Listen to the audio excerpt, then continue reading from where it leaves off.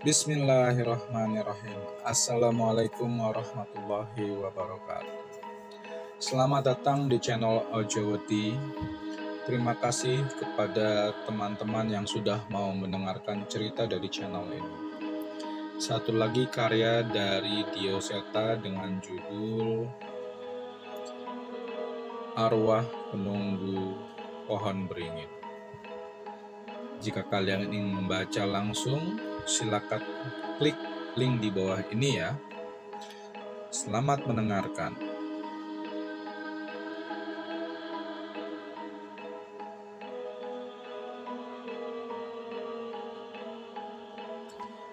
Hari ini sebenarnya bukan hari yang kutunggu-tunggu. Karena mulai hari ini aku akan pindah sekolah dari ibu kota ke sebuah sekolah di daerah pegunungan lengkap dengan asrama tempat aku akan tinggal nanti. Di sepanjang perjalanan, aku hanya menikmati pemandangan sambil memikirkan bagaimana kehidupanku di sana saat berpisah dari kedua orang tuaku. Tinggal di asrama sama sekali tidak pernah kubayangkan. Apalagi aku sering mendengar mengenai kenakalan anak-anak asrama. Gio, kita udah sampai nih, ucap ibuku memecah lamunanku. Aku mengambil barang-barangku dan membawanya turun dari mobil. Pemandangan yang serba hijau dan udara yang segar sedikit menghiburku. Namun, sesuatu menarik perhatianku. Sebuah pohon beringin raksasa yang berukuran sangat besar berdiri tegap di belakang asrama. Sekolahku terletak di sebelah asrama. Tidak ada yang istimewa dengan sekolahku. Hanya bangunan sekolah biasa seperti sekolah pada umumnya. Kami menuju ke ruang kepala sekolah. Beberapa anak kecil seumuranku mengintip dari jendela-jendela asrama, seolah tertarik mencari tahu siapa teman baru mereka yang akan bergabung. Melihat mereka, aku merasa paling tidak aku tidak akan merasa kesepian di tempat ini. Sementara itu di ruang kepala sekolah, ibu sedang berbincang-bincang cukup panjang dengan kepala sekolah yang memperkenalkan diri dengan nama Bu Ranti. Lama-kelamaan, aku mulai bosan mendengar ibu yang terlalu banyak bertanya. Gio, kamu tinggal di sini gak apa-apa kan? Tanyanya. Sebuah pertanyaan klise. Aku menolak pun mereka juga tidak akan berubah pikiran. Aku menjawab, iya Ma, kayaknya aku bakalan punya banyak temen di sini dan aku bisa main sama mereka juga. Tadi tuh mereka juga udah pada ngeliatin Gio dari jendela kamar asrama, jawabku. Ibu mengelus kepalaku, mungkin karena senang aku sudah jadi anak penurut. Walaupun ibu kepala sekolah hanya mengerutkan alisnya melihatku. Bosan dengan perbincangan mereka, aku pun keluar dan berkeliling, melihat-lihat suasana sekitar. Udara dingin di sini benar-benar membuatku merasa nyaman. Serak, serak.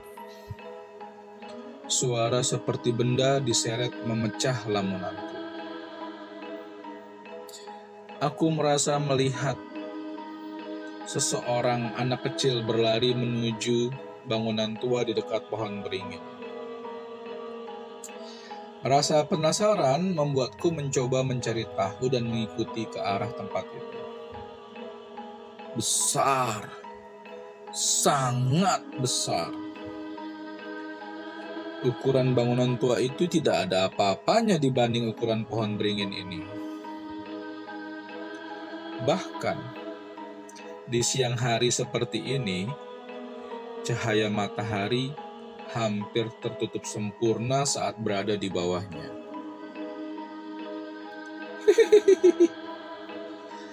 Terdengar suara langkah anak kecil berlari meninggalkan bangunan tua menuju pohon beringin. Aku berjalan mengikuti sumber suara itu. Mungkin saja itu salah satu anak asrama di sini. Namun, tanpa sadar aku sudah ada tepat di bawah pohon beringin tersebut. Rimbunnya dedaunan menutupi masuknya sinar matahari, dan akar-akar yang menggantung sedikit menggangguku untuk melihat dengan jelas. Kali ini terdengar jelas. Itu benar suara anak perempuan. Tapi tunggu. Suara ini terdengar dari atas. Aku mulai sadar ada hal yang aneh. Seketika tubuhku merasa lemas.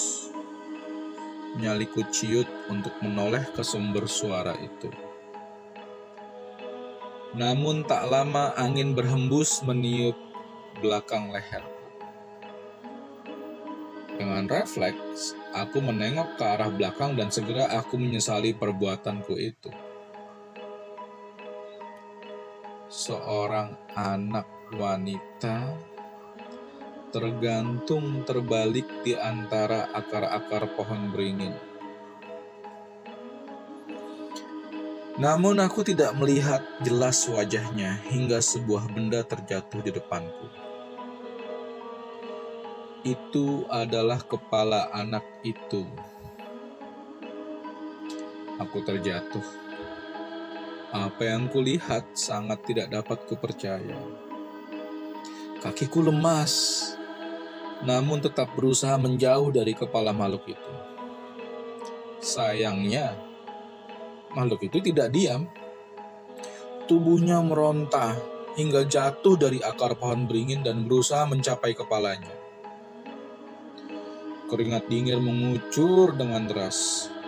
Terlihat tubuh anak wanita itu menggenggam rambutnya dan menyeret kepalanya sendiri menghampiriku. Jangan. Aku memohon, berusaha berdiri meninggalkan tempat itu. Ayo, main.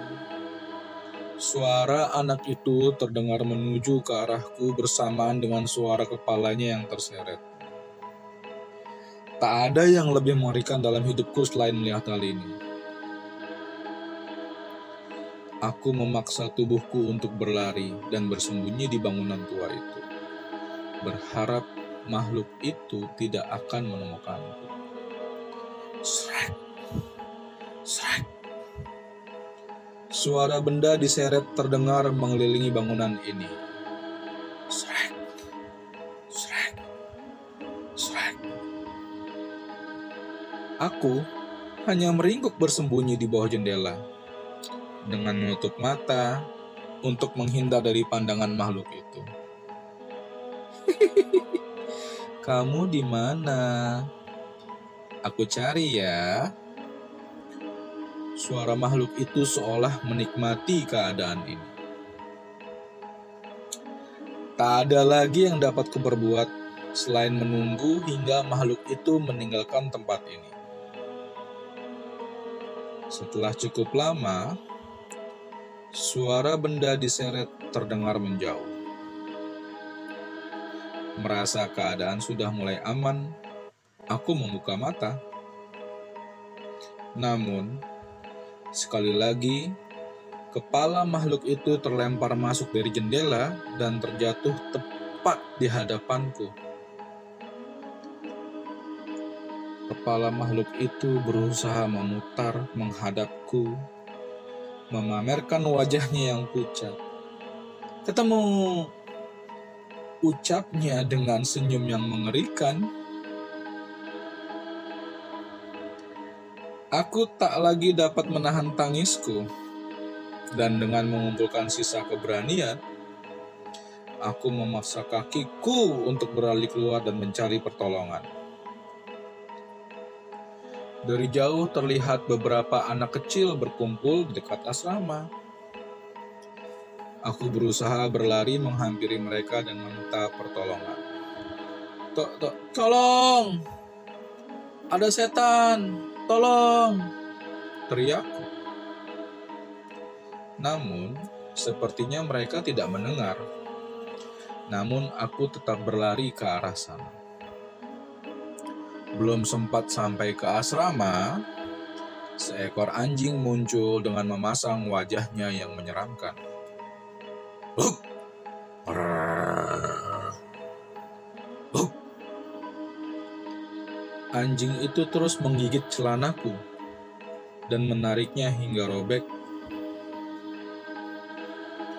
Aku berbalik ke arah sekolah, namun anjing itu terus mengejar. Sampai akhirnya aku menemukan ibu keluar dari ruang kepala sekolah bersama ibu kepala sekolah. Heh? Kenapa, Gi? Dikejar anjing, Ma. Celanaku robek nih. Bu, yang coklat itu anjing siapa sih, Bu? Tanyaku kepada kepala sekolah. Yang itu. Sambil menunjuk seekor anjing yang berjalan sedikit melompat sambil menjulurkan lidah seolah mengajak bermain. Oh, itu anjing peliharaan asrama sini. Dia memang senang ngajak main orang baru, lanjutnya. Aku yang sudah kelelahan hanya bersembunyi di belakang orang tua.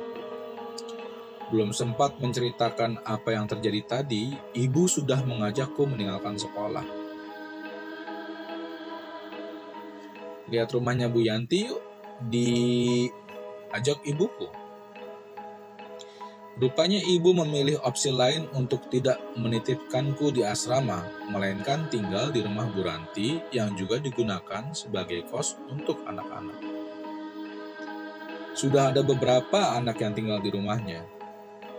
Di sini memang sudah biasa untuk mereka tidak kebagian tempat di asrama untuk bisa kos di rumah guru-guru atau warga, namun tetap bersekolah di sana. Kami berjalan kaki dari komplek asrama menuju pintu gerbang keluar karena rumah Bu Ranti terletak di desa Sukmaraya yang cukup dilalui dengan berjalan kaki. Mah, kenapa nggak jadi di sini? Tanyaku penasaran. Di rumah Bu Ranti, tempatnya lebih layak. Mama juga jadi bisa sering nelpon kamu. Jawab ibu kepadaku. Tapi Ma, di sini banyak anak-anak seumuranku. Tadi Gio juga ngelihat mereka, ucapku pada ibu. Bu Ranti terhenti sejenak. Ia menghampiriku dan berkata kepadaku,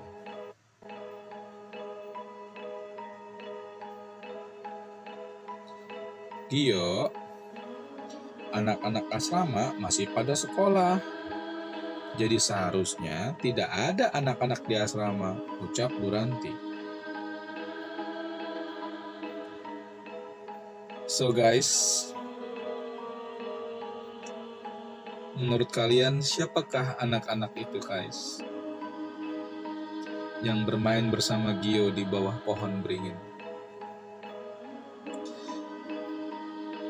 Terima kasih telah mengikuti cerita di channel Ojowedi. Silakan tinggalkan komen dan ikut berinteraksi dengan cerita kami.